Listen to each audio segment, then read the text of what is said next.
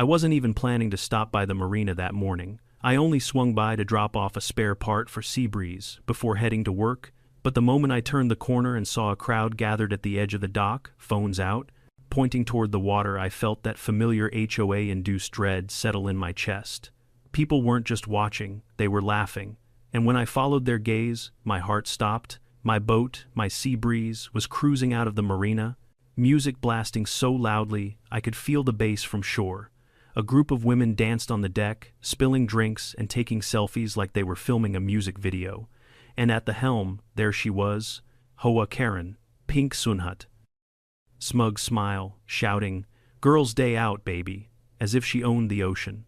I didn't know whether to scream or faint, but one thing was certain. She had just stolen the wrong man's boat, because she had no idea I worked with the Coast Guard. Before we jump into this unbelievable ride, drop a comment with your location and local time, and don't forget to subscribe for more crazy HOA drama. I wish I could tell you that this was the first time Karen had crossed a line, or even the second, but if you've ever dealt with an HOA Karen, you already know they don't have lines. They have opinions, loud ones, entitled ones, and somehow those opinions always seem to rewrite reality inside their heads.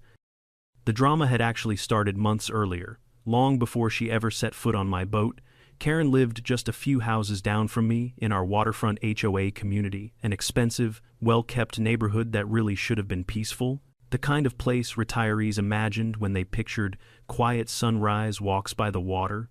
That was before Karen moved in and began enforcing her own personal version of maritime dictatorship. Her first complaint about my boat came the week she noticed me polishing the chrome rails on a Saturday morning. She strutted down the walkway in her bright pink blazer, the same one she wore to every HOA meeting, like it was a superhero cape, and said, "You know, it's really unfair that some people have boats and some people don't." I looked up, confused, because I honestly thought she was joking. She wasn't. "Boats," she continued, hands on her hips, "should be considered a shared amenity for our community. It's selfish to keep yours tied up all the time." Mind you, I paid full price for Seabreeze. I paid for the slip, I paid insurance, maintenance, upgrades, fuel, everything.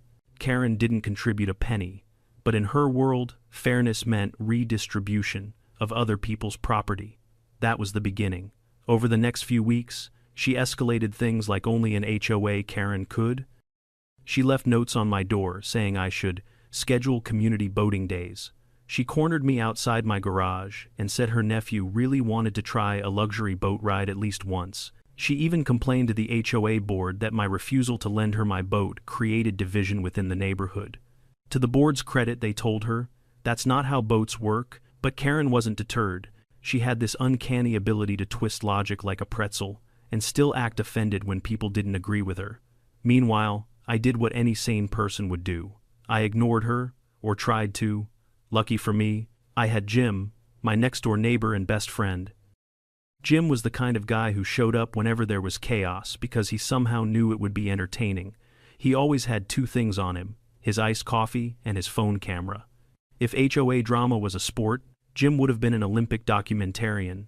Every time Karen confronted me, Jim somehow wandered out from behind a hedge or appeared on his porch like a wildlife photographer waiting for a rare bird to misbehave. "She's going to explode one day," he'd whisper, sipping his coffee. I didn't know he meant it literally, but nothing, and I mean nothing, prepared me for what she did that morning at the marina. Seabreeze wasn't just a boat, she was practically a member of my family. I'd spent years restoring her. New teak decking, custom upholstery, modern navigation, upgraded engine, the works. She was the kind of boat that turned heads, not because she was flashy, but because she was beautifully maintained. Karen knew this. She'd admired the boat often, but in that passive-aggressive way, where she'd sigh dramatically and mutter things like, "Some people have all the toys," loud enough for me to hear. And yet, despite all that, despite every warning sign, I still somehow didn't imagine she'd be bold or stupid enough to actually steal it. But when I saw her earlier that morning, dancing on my deck with her gaggle of friends, everything suddenly made sense. This wasn't spontaneous. This wasn't impulse. This had been planned. Karen finally got what she wanted, a community boat day, except the community was just her and 3 HOA friends who enabled her every delusion. One of them was live streaming as Karen shouted, "Girls' day out on the HOA yacht." Another yelled, "Woo, Karen, you're the queen of the marina." My eye twitched. What really stunned me was how pleased Karen looked, like she had conquered a nation and was now parading through her new territory. She stood with one hand on the wheel, like some kind of discount cruise captain, and the other waving to strangers who looked more confused than impressed. For a moment, I just stood there, frozen.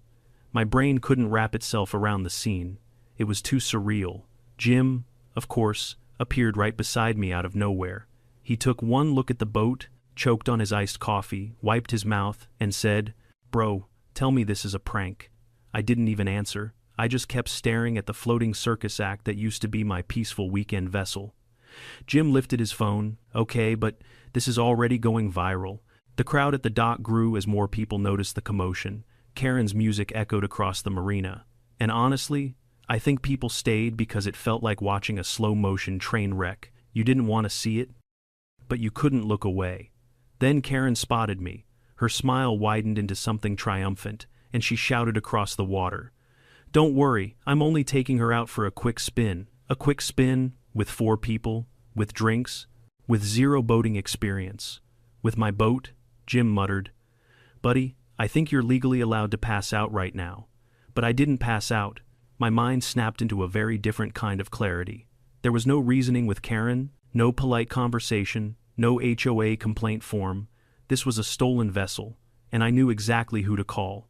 I pulled out my phone, not hesitating for a second, not because I wanted revenge, but because I saw the way Karen was handling the wheel. She was jerking it too hard, overcorrecting her turns, drifting dangerously close to another boat's wake. She was going to hurt someone. Jim leaned in. "You're calling the HOA?" I shook my head. "No, I'm calling the Coast Guard." He blinked. Oh, this just got good."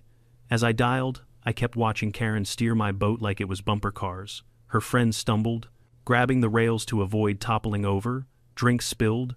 Someone shrieked. Someone else laughed like they were immune to consequences.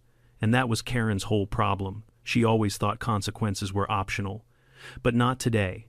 Because today, she had stolen a boat belonging to someone she believed was just a regular homeowner.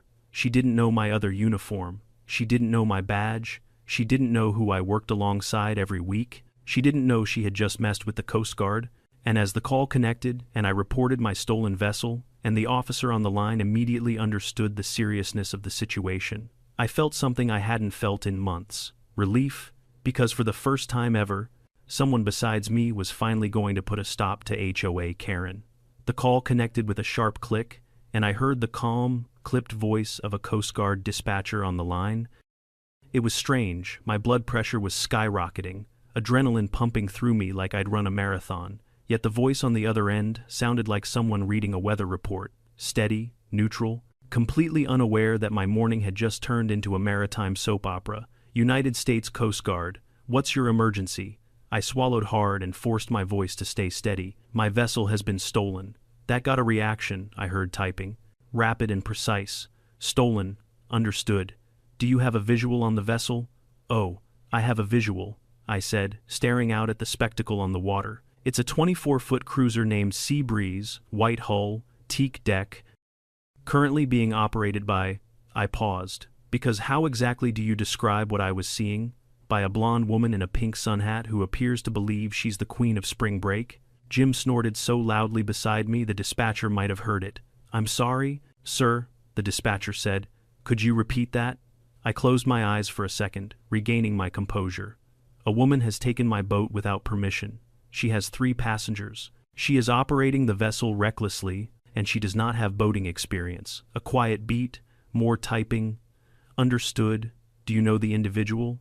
"Unfortunately, yes." I didn't say it out loud in those exact words. What I said was, "She's from my HOA." The dispatcher paused again, and I wondered if he was imagining the exact species of madness that comes out of a homeowners association.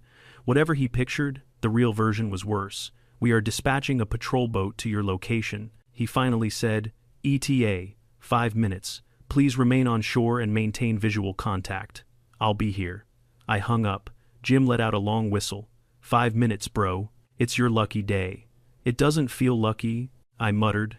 Karen was now standing on the bow, one hand raised like she was Leonardo DiCaprio in Titanic, except, instead of grace and romance, she radiated the unfiltered chaos of a woman who had never in her life been told no, and clearly didn't intend to start today.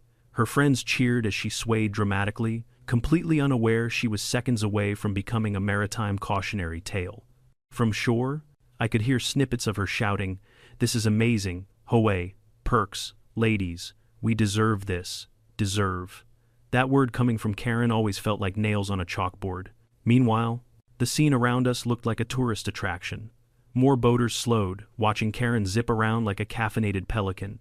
Someone shouted, "Lady, learn to steer." Another yelled, "Wrong side, wrong side." A fisherman in a tiny skiff paddled frantically out of her path, barely avoiding her wake. Karen's response, "She blew him a kiss." Jim groaned. "She's gonna go viral for attempted manslaughter. She's going to get someone hurt. Yeah, probably herself." I rubbed my forehead. This wasn't just embarrassing, it was dangerous. Seabreeze wasn't built for this kind of rough handling, and Karen was jerking the wheel like she thought the boat functioned on vibes alone. I saw her swing too hard into a turn, and her entire passenger group lurched, grabbing the railings to keep from tumbling overboard. One of the women dropped her drink and shrieked, "Karen, watch it." Karen laughed. "Relax, I watched a YouTube tutorial." Jim choked. "Bro, she watched a tutorial. You are in danger." No kidding. Then, in the distance, I spotted the Coast Guard patrol boat approaching. Sleek, fast, controlled by people who knew what the hell they were doing. They cut through the water with purpose, and for the first time that morning, the knot in my stomach loosened. "They're here," I said quietly. The patrol boat slowed as it neared Seabreeze, and one of the officers lifted a bullhorn. "Vessel Seabreeze. Reduce speed and prepare to be boarded." Karen froze. Her friends froze. Even from shore, I could see the exact moment her confidence cracked. She grabbed the wheel and shouted back, "Excuse me, we're on a private cruise." The officer repeated the command, clearer this time. "Ma'am, reduce speed immediately." Jim started laughing like a lunatic. "Oh my God, she thinks she's above the Coast Guard." I watched as the patrol boat matched Karen's speed, pulling alongside her. Karen's arms flailed in dramatic disbelief. She shouted something, gesturing wildly toward shore, toward me, of all people, as if I could rescue her from the problem she created. Her friends finally started freaking out. "Karen, slow down. Karen, oh my God, they're serious. Karen, turn the boat." Karen did not turn the boat. In fact, she did the opposite. She panicked, yanked the wheel, and hit the throttle. Seabreeze lurched forward with a roar. The Coast Guard officer on the bullhorn shouted, "Mom, reduce speed immediately," Karen screamed back. "I'm in control." She was not in control. She drove straight through a no-wake zone, leaving a foamy explosion behind her. A pelican fled, a kayaker almost capsized. Jim nearly dropped his phone from laughing too hard. "Bro, she's gonna get a felony?" He wheezed. I didn't laugh. I couldn't. My boat was bouncing over waves. It was never supposed to hit at that speed. My heart climbed into my throat. Then it happened. Karen looked behind her for half a second, just long enough to lose track of where she was going. Seabreeze slammed into a buoy with a metallic crunch that echoed across the marina. Karen pitched forward, screaming. Her friends tumbled onto the deck. The boat rocked violently before settling into a painful tilt. I felt sick. The Coast Guard acted instantly. Within seconds, they boarded the boat, shut off the engine, and pulled Karen away from the controls. And she, lost, her mind. "Let go of me," she shrieked. "I am borrowing this boat. I have rights." One officer calmly handcuffed her. Jim whispered, "You know what? Maybe this is my lucky day." The officers helped Karen's friends up, making sure they were uninjured. Then one officer looked toward shore and called out, "Are you the owner?" I raised my hand. Karen whipped her head around, eyes full of betrayal, as if I had crashed my own boat into a buoy. "This is your fault?" she screamed. "Why would you call them?" I stared at her. "Because you stole my boat, Karen. I borrowed it. You took it without permission. Well, I knew you'd say no." Jim let out a choking laugh. "Legal mastermind right there?" Karen glared at him. "Shut up, Jim." The Coast Guard officer beside her sighed deeply, like a man who had seen one too many idiots in his career. "Ma'am, you are being detained for unauthorized vessel use, reckless endangerment, and failure to comply with maritime regulations." Karen gasped as if he'd accused her of treason. But even then, handcuffed, embarrassed, surrounded by witnesses, she somehow still believed she could talk her way out of this. She twisted toward me, eyes desperate. "You're not going to press charges, right?" I looked at Seabreeze, dented, scratched, humiliated. Then I looked at the woman who caused it all, and for the first time that morning, I actually smiled. Before I could answer Karen's frantic question, the Coast Guard officers guided her toward the patrol boat, her feet shuffling awkwardly on the deck as she fought against the handcuffs like they were an insult to her dignity.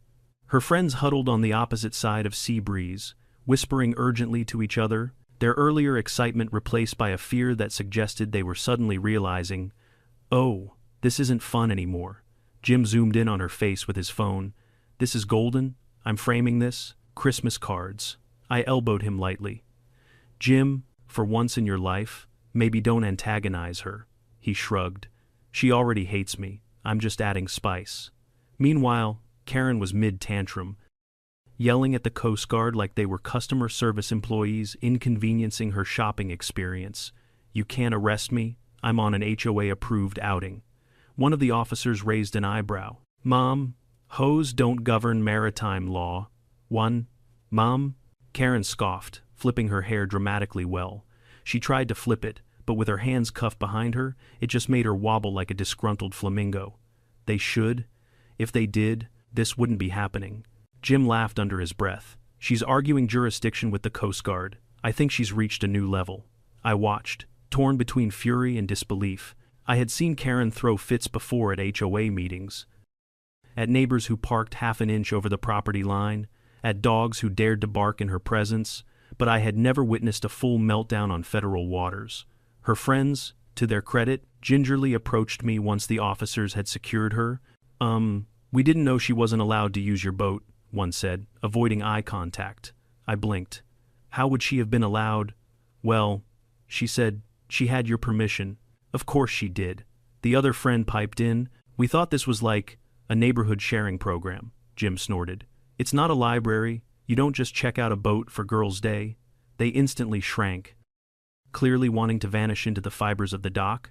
I almost felt bad for them. They were clueless, not malicious. But Karen? No. Karen knew exactly what she was doing. One of the officers approached me after escorting Karen onto their patrol vessel. "Sir, we need you to confirm. Did this woman have your permission to operate your vessel?" "Absolutely not," Karen shrieked from behind the officer. "Oh my God. Yes, he did. He said I could use it any time." I stared at her. "That never happened." She jerked her head in my direction, eyes wide with betrayal, like I had wronged her. "You said it with your eyes?" Jim wheezed beside me. "Bro." She just said, "You gave permission with your eyes. I can't breathe." The officer didn't even flinch. "Ma'am, that is not considered legal consent." "Yes, it is," she insisted. "In the HOA handbook it says, 'This isn't governed by your HOA,'" he repeated, far more patiently than she deserved. Karen gasped. "Well, it should be." At this rate, the man deserved a raise. 2 more officers boarded Seabreeze to assess the damage. One inspected the dented hull and shook his head sympathetically. "Looks like a hard impact.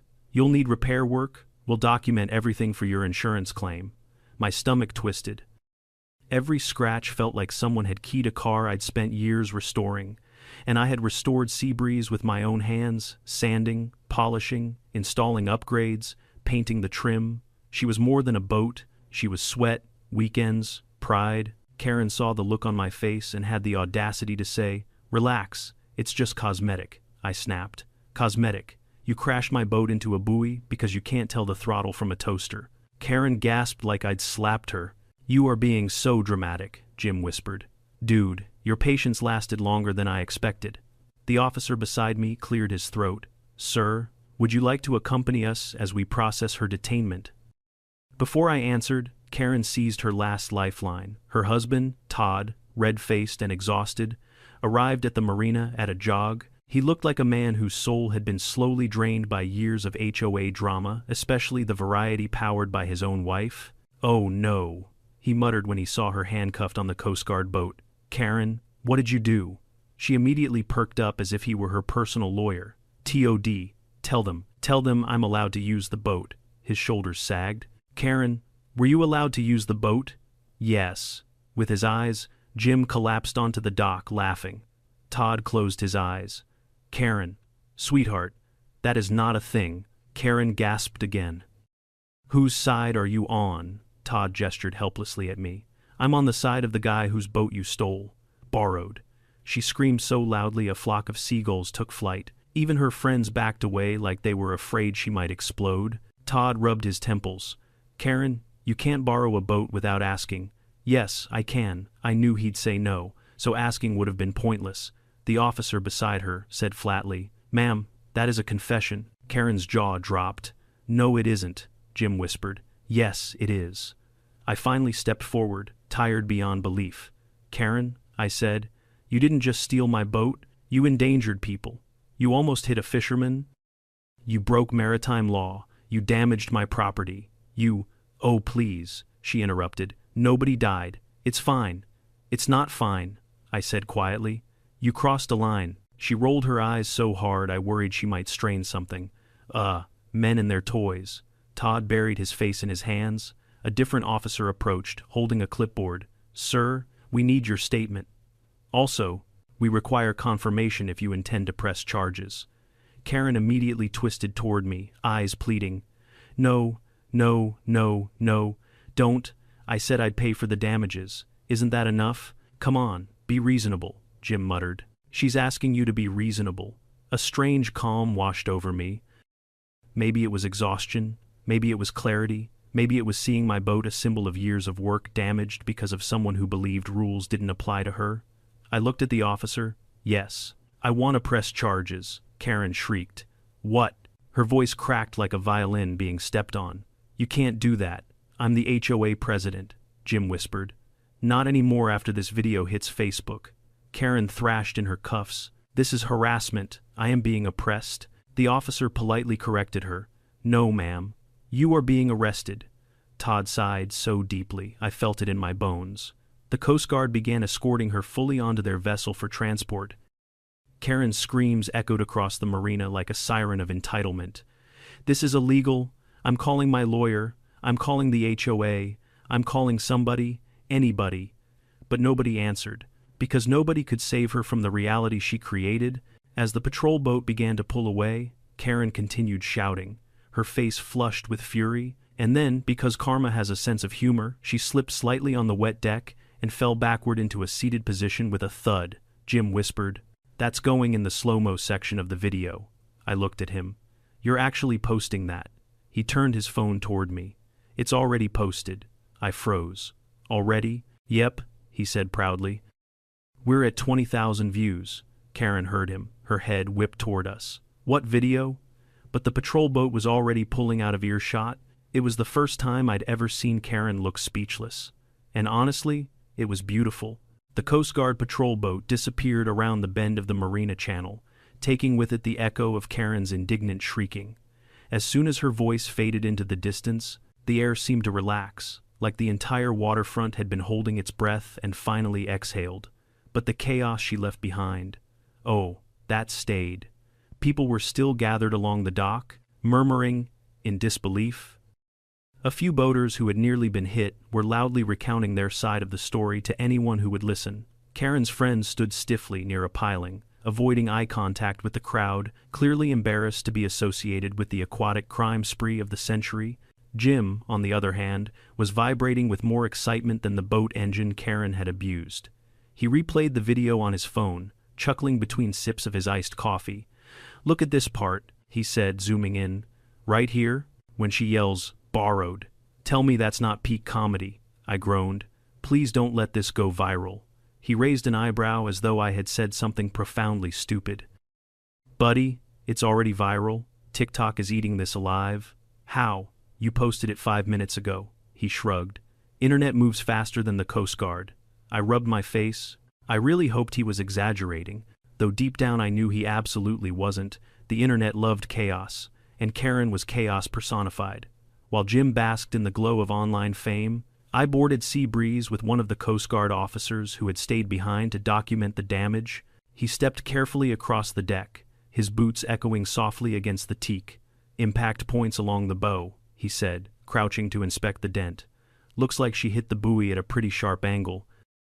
You're lucky she didn't rupture the hull. Lucky, I repeated, staring at the half-inch groove carved into the fiberglass. Right. I had poured months into restoring this boat. Every scratch felt like a personal attack. And Karen had treated it like a carnival ride she won on a radio contest. The officer snapped a few photos and scribbled notes on his clipboard. We'll include everything in our official report. It'll help with insurance. I nodded. Though my throat felt tight, Jim wandered over, leaning on the railing. At least she didn't blow up the engine, he offered. That was not helpful. Hey, look on the bright side, he said, smiling. She's finally going to face consequences. I glanced out toward the open water where the patrol boat had vanished. You think so? Dude, he said, gesturing with his phone. She's on federal waters. They don't play around. He had a point. HOA Karen may have bullied neighbors, threatened fines, and thrown tantrums at board meetings, but none of that prepared her for dealing with actual law enforcement, especially not the kind with badges, boats, and zero tolerance for maritime insanity. Still, guilt tugged at me, not because I regretted pressing charges, but because drama always had a way of continuing long after the main event ended. And with Karen, the main event was somehow never the end. As if on cue, her husband Todd approached us, hands in his pockets, looking like a man walking into a storm he knew he couldn't stop. He sighed heavily. I'm sorry, he said, voice low. I don't even know what to say anymore. I crossed my arms, unsure whether to comfort him or lecture him. Todd, she could have seriously hurt someone. I know. He ran a hand over his face. I tried to warn her. I told her not to go near your boat. She said she was taking initiative. Jim snorted. She took initiative right into a felony. Todd didn't even argue. He just stared at the ground. She's always been like this, her whole life. My therapist says she's addicted to confrontation. You have a therapist? Jim asked. I have to, Todd replied without missing a beat. I'm married to Karen. That was fair. Todd let out a weary breath. I'll pay for the damages, all of them. Whatever it costs. I shook my head. That's not up to me anymore. The Coast Guard is handling it. His shoulders tensed. Right, of course. Jim stepped between us, placing a hand on Todd's shoulder. Hey, man, this isn't on you, he said, surprisingly sincere. It's on Karen. Todd gave him a hollow smile. Tell that to my credit card. He shuffled away, leaving me feeling more conflicted than before. I didn't hate Todd. Honestly, I pitied him. Living with Karen had to be like living on a roller coaster, exhausting, disorienting, and entirely too loud. Before I could dwell on it further, my phone buzzed. At first, I thought it might be the Coast Guard following up. Nope, it was worse. Jim leaned over my shoulder as I opened the notification. Dude, he squeaked. Is that what I think it is? It was. The video of Karen screaming, borrowed, had hit 1 million views. How is that possible? I stammered. It's the internet, Jim said smugly. People love a good villain. She's not a villain, I muttered instinctively. Buddy, he said. She stole your boat, nearly killed a fisherman, ignored the Coast Guard, and screamed HOA laws at federal officers. She is the Thanos of our marina. I sighed, resisting the urge to bang my head against Seabreeze's railing. As the officer finished documenting the damage, he turned to me. We'll file the paperwork today. Expect follow-up calls regarding charges. He nodded toward the dent on the bow. We'll also need the repair estimate once you get it. Understood, I said. He extended a hand. Again, sir, we're sorry this happened, but we're glad we arrived before things escalated further. I shook his hand. Me too. After he disembarked, Jim and I stood silently for a moment on the deck, staring at the water. It was calm again, smooth, peaceful. Nothing like the chaos Karen had stirred up just minutes earlier. I gotta ask, Jim said suddenly, breaking the quiet. When she was driving around like a drunk flamingo, were you scared she'd flip the boat? Yes, legitimately scared. Yes, Jim. He nodded. Good, because I was terrified. He pocketed his phone, then grinned, but also entertained. I rolled my eyes. Of course you were. We climbed off the boat and began walking back toward the parking lot. The crowd had dispersed. The gawkers had gotten their fill. Karen's friends had quietly slipped away like witnesses fleeing a crime scene. But as we approached the marina entrance, I saw someone leaning against a pole, arms folded. It was the fisherman Karen had almost run over. "You, the owner of that fancy boat?" he asked. "Yeah," I said cautiously. He nodded toward the open water. "Good. I hope they throw the book at her." I blinked. "You're not injured, are you?" "No," he said, "but I have a fear of being murdered," and she triggered it. Jim laughed so hard he doubled over. The fisherman shook his head. "I've seen idiots out here, but she's in a league of her own. She thinks she's above the rules," I admitted. He snorted. "Well, the rules got her today." He trudged off toward his skiff, muttering about crazy HOA people. Jim slapped my shoulder. "You hear that? Even strangers know she's the final boss of entitlement." I wanted to argue. I wanted to defend something. Todd, maybe. But honestly, he was right. Karen didn't just break rules. She believed she was the exception to them. And today, reality had finally caught up to her. But even with her being hauled off, the chaos wasn't over, because a person like Karen doesn't just disappear quietly into consequences. She comes back louder, stronger, more dramatic, and as we walked to the parking lot, my phone buzzed again, this time with a message from an unknown number. It was the Coast Guard. They wanted me to confirm something that made my stomach drop all over again. Karen wasn't done, not even close. The message from the Coast Guard wasn't long, just a simple request for me to come to their local station to clarify details regarding the suspect's statements. Suspect. That word still didn't feel real. Even though Karen had been carted off in handcuffs like an entitled tornado that finally met a brick wall, Jim leaned over my shoulder, squinting at the text. "Clarify details, dude. She's blaming you for something, guaranteed." I rubbed my temples. Of course she is. She probably told them she was borrowing it for community service or some other nonsense. Jim took a long sip of his iced coffee. "Nonsense is your polite word. I'd call it Olympic-level delusion." We agreed to head over right away, not because I wanted to see Karen again, but because the Coast Guard sounded like they needed help deciphering whatever alternate reality she had spun for them. The station wasn't far, just a short drive up the waterfront road. Along the way, Jim kept refreshing the views on his now famous video. 2 million, he announced. I grit my teeth. "Jim, don't fight it. Embrace the fame, buddy. You're the guy whose HOA president stole his boat. You're practically an internet legend." I didn't feel like a legend. I felt tired and annoyed and vaguely horrified that Karen might try to sue me for emotional distress or something equally ridiculous. When we walked into the Coast Guard station, an officer at the front desk nodded in recognition. "You're the owner of Seabreeze." "Yes," I said. "I got a message. Right this way," he replied and directed us to a small office down the hall. Inside sat Officer Riley, the same woman who had calmly handcuffed Karen while Karen accused her of violating HOA bylaws. Riley had a folder open in front of her and a look on her face that suggested she had already been through at least 3 Karen outbursts since we last saw her. She gestured for me to sit. "Thanks for coming so quickly." We needed to verify a few points. Jim sat as well, uninvited. But Riley didn't stop him. She probably sensed he was an important witness, or maybe she just didn't have the energy to deal with another entitled personality today. Riley folded her hands. "First, the suspect Karen claims she had prior permission to operate your vessel." I let out a humorless laugh.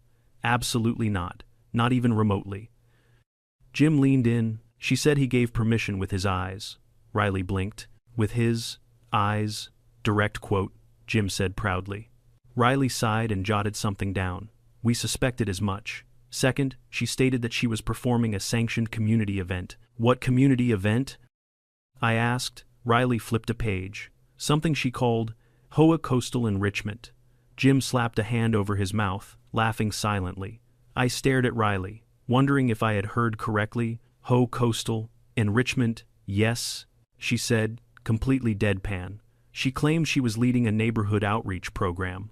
I groaned. "She kidnapped my boat for a fake community event." "She insisted," Riley continued, "that as HOA president, she had authority to use neighborhood property as she saw fit. We informed her that your boat is not community property and that HOAs cannot override federal maritime regulations. And she didn't accept that. I guessed, no." Riley replied simply. "She did not." Jim leaned back smugly.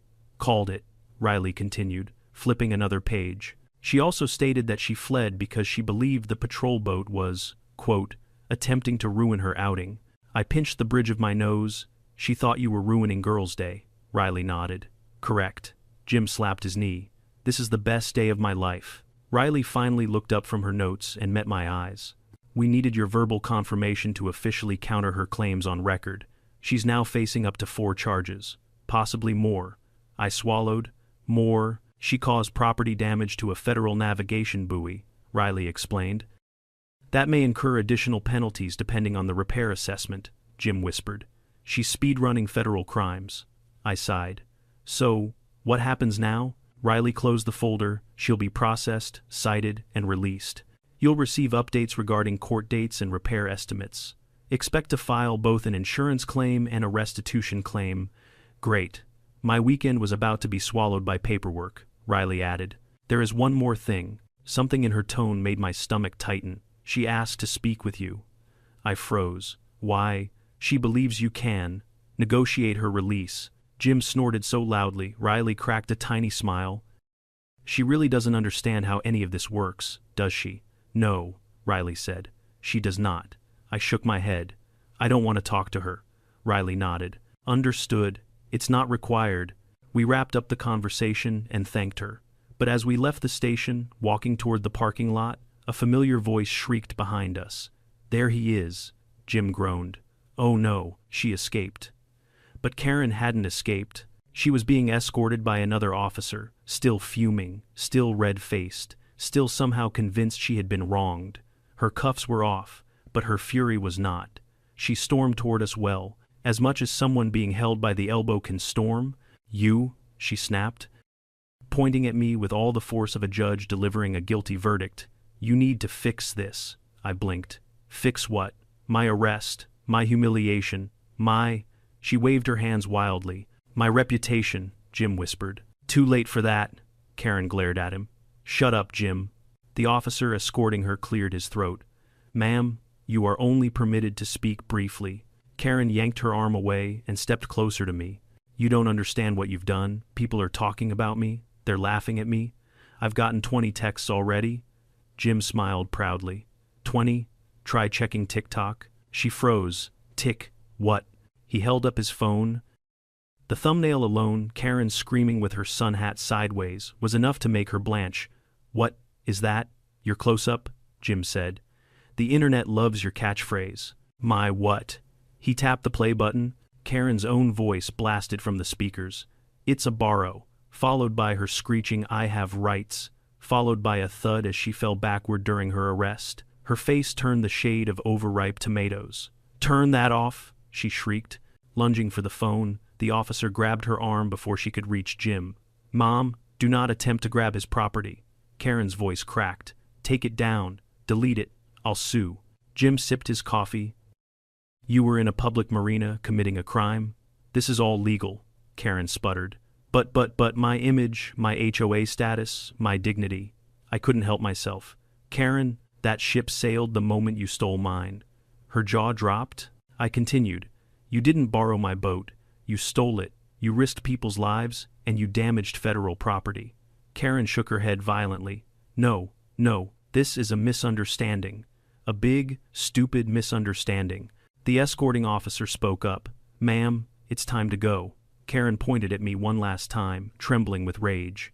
This isn't over. You'll regret this. I'm still president of the HOA, but even she didn't sound convinced. The officer led her away, her complaints echoing down the hallway like a tantrum drifting off into the distance. Jim watched her go, then elbowed me lightly. You realize she's never going to let this go, right? I exhaled. I know. And that the internet is now obsessed with her, I know that too. He grinned. So, lunch. I shook my head, laughing for the first time that day. Yeah, lunch. But even as we walked out into the sunlight, I knew this wasn't the end. Karen wasn't defeated. She was wounded. And a wounded Karen is 10 times more dangerous. For the next few days, the marina felt strangely calm, almost suspiciously calm, like the quiet after a hurricane. But with Karen, silence was never a sign of peace. It was a warning, a countdown, a fuse burning somewhere unseen. Jim noticed it too. 3 days after the incident, he peeked over the fence dividing our backyards and said, I haven't heard a single Karen scream all morning. That's not normal. Should we call animal control? Maybe she crawled into a possum trap. I appreciate the optimism, I said, but she's plotting something. I can feel it. Jim nodded gravely. Yeah, I sense disturbance in the HOA force. But Karen didn't show up, not at my house, not storming through the neighborhood, not even at the HOA clubhouse where she usually held meetings to lecture people about their lawn heights or garbage bin alignment. It was almost eerie. Meanwhile, my days were consumed with insurance calls, repair estimates, and paperwork the Coast Guard sent me. The damage to Seabreeze wasn't catastrophic, but it wasn't cheap either. The bow repair alone was going to run several $1,000s. Then there were internal checks, structural assessments, and temporary storage fees, all because Karen couldn't resist the urge to turn my boat into her own private reality TV show.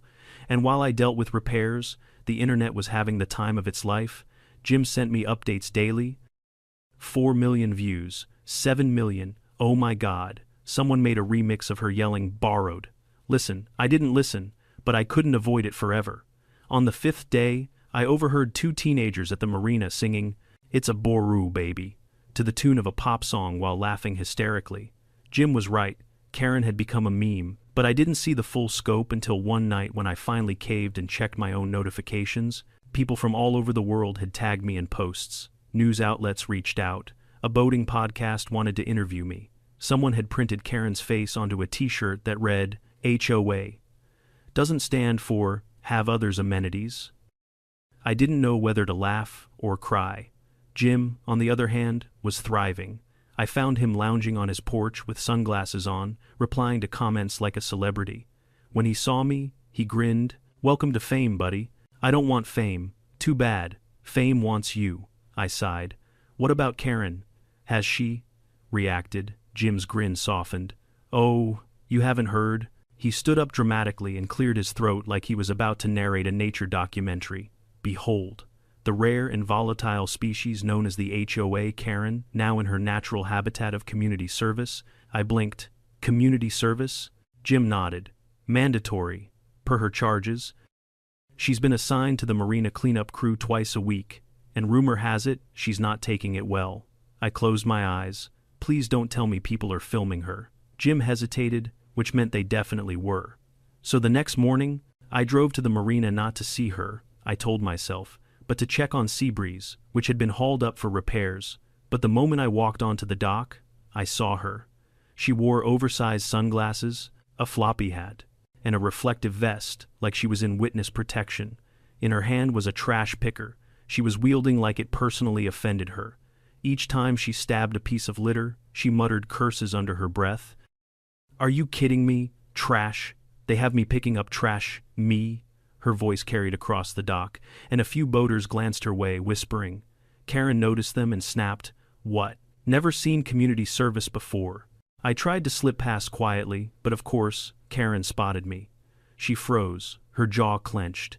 Then, dragging her bucket behind her like a child dragging a backpack on the first day of school, she stomped toward me. "This is your fault." I braced myself. "Good morning, Karen." "No, it is not a good morning," she hissed. "Do you know how humiliating this is? People are pointing at me. They're whispering." "Karen," I said calmly, "you stole my boat." "I borrowed it. You crashed it into a buoy. A small buoy. You ignored the Coast Guard. They were interrupting my event." "There was no event." "Yes, there was," she insisted. "It was an HOA coastal enrichment excursion. You made that up?" Karen jabbed her trash picker in my direction like a medieval spear. "You have ruined my reputation." Jim appeared behind me at that exact moment, sipping his iced coffee. "Actually," he corrected cheerfully, "you ruined your reputation. The internet just reported it." Karen's face twisted.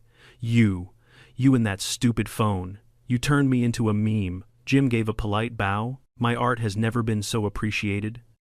"I hate you," she spat. "Get in line." Jim replied.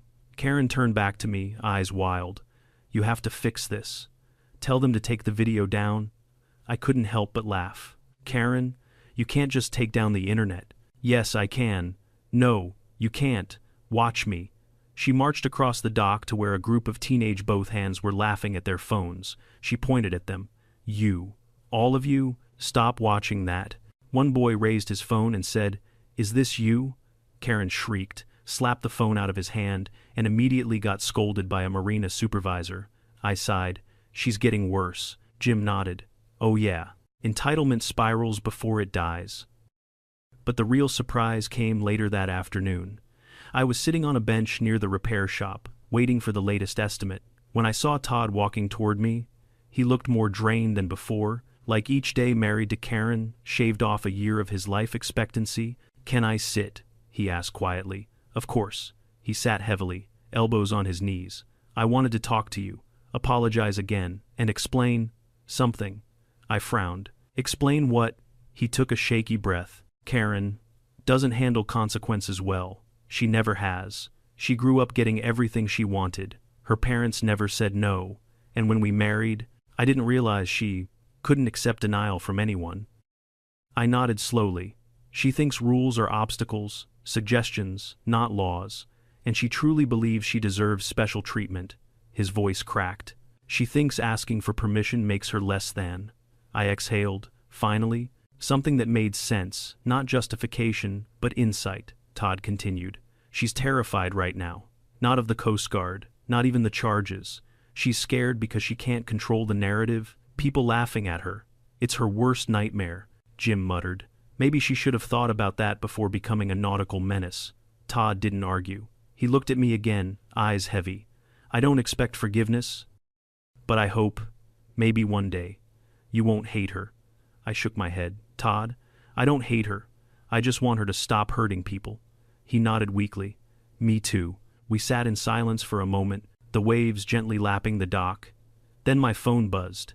Another message from the Coast Guard. Jim leaned in. "What now?" I opened it. My stomach sank. "Oh no," I whispered. Jim's face lit up. "Ooh, I love when you say that." I handed him the phone. He read the message aloud. "In reviewing the suspect's statements and video evidence, additional liabilities have been identified regarding the damaged buoy. Please be advised that charges may escalate, and you may be required to give further testimony." Jim gasped dramatically. "She's leveling up. Karen has unlocked federal consequences." Todd groaned and buried his face in his hands, and I knew in my bones. We still weren't anywhere close to the end of this story.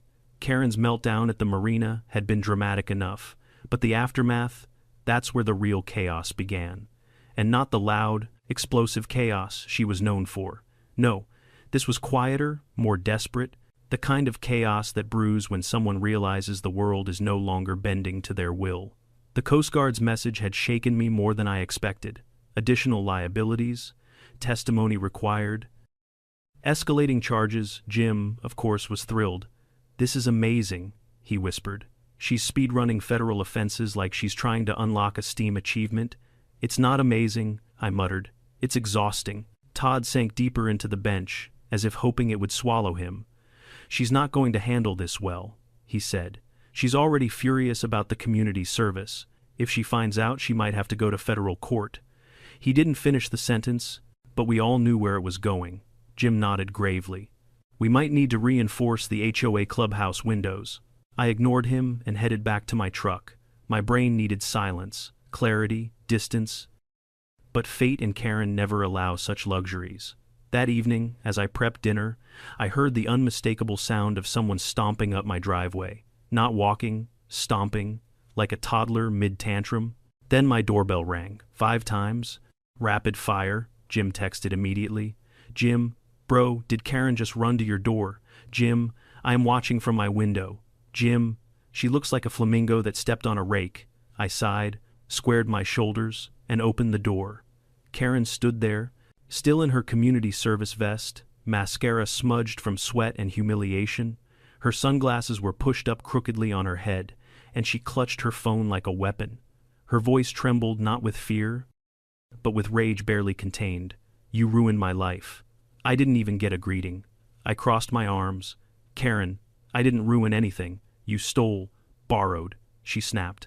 "You stole my boat," I continued calmly. "You ignored the Coast Guard. You put people in danger, and you damaged federal equipment.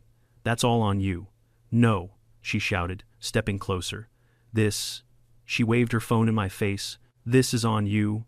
I glanced at the screen, It was the viral video of her screaming about borrowing my boat. I want it taken down, she demanded.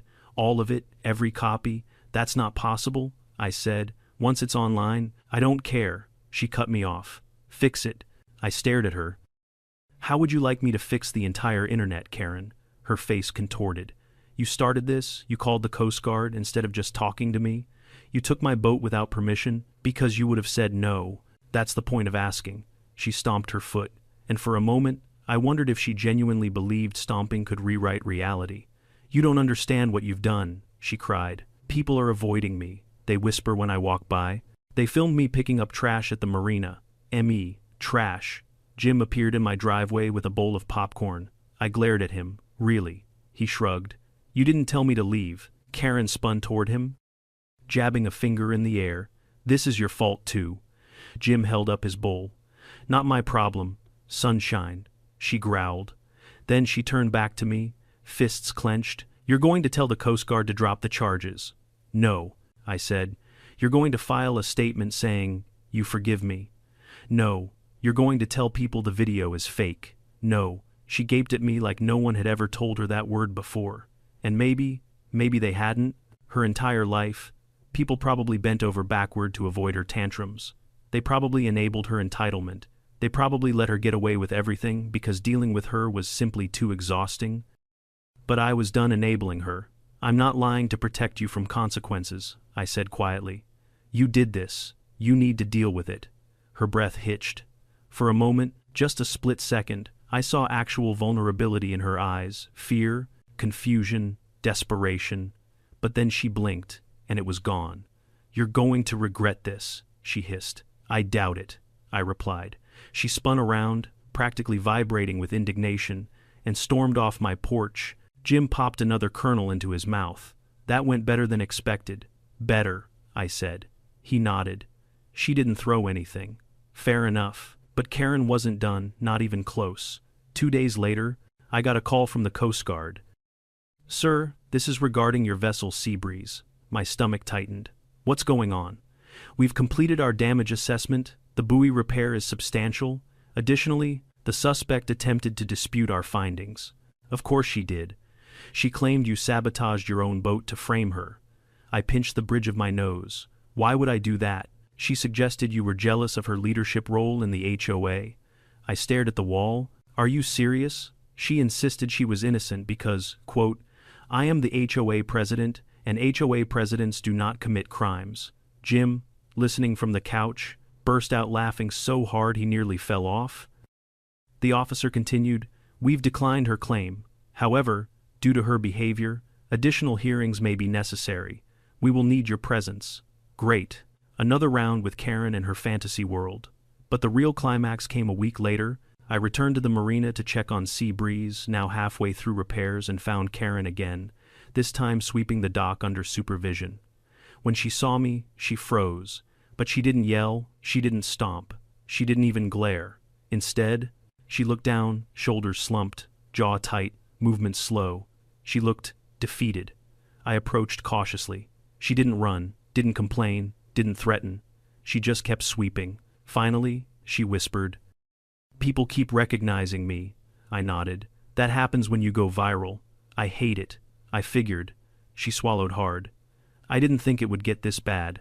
I studied her. For once, she wasn't loud or self-righteous. She wasn't lecturing me about HOA laws or screaming about borrowed boats. She was just a human, flawed, embarrassed, afraid. I sighed. Karen, you can come back from this, but you have to own what you did. Stop blaming everyone else. She didn't respond. After a moment, she said quietly, Do you think they'll forgive me? The HOA, the marina, everyone.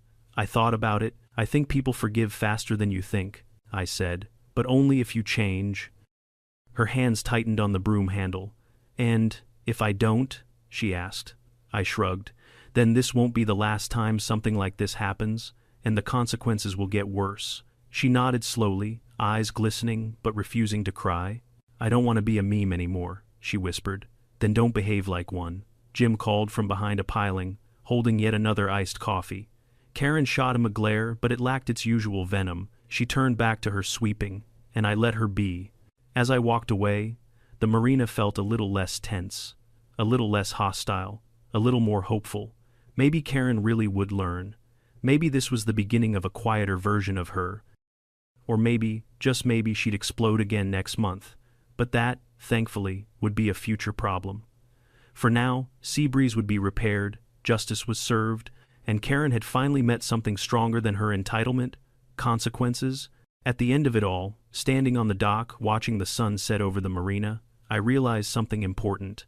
Entitlement isn't just annoying, it's dangerous. People like Karen don't start out wrecking boats or clashing with the Coast Guard.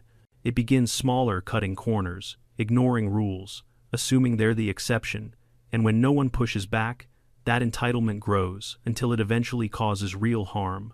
But consequences, when they finally arrive, can do what logic and arguments never could they teach. If there's a lesson in all this, it's that accountability matters, not just for the person who messed up, but for everyone around them. Sometimes the kindest thing you can do is stop enabling bad behavior and let reality speak for itself. What would you have done in my situation? Comment below, and if you enjoyed this wild HOA saga, don't forget to like, subscribe, and stick around for more unbelievable stories.